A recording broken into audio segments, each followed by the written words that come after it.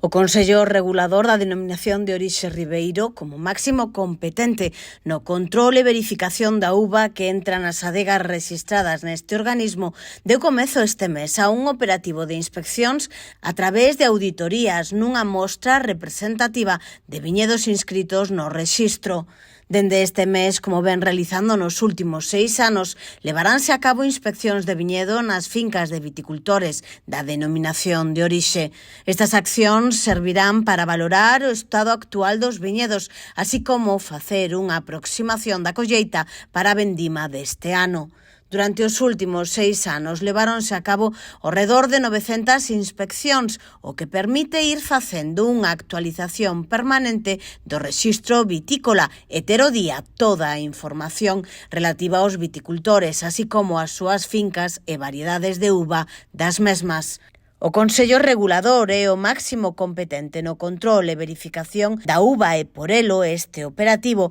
está creado para garantir a orixe e a calidade nos produtos da denominación de orixe e poder transmitir así toda a seguridade ao público que consumirá nun futuro os seus viños.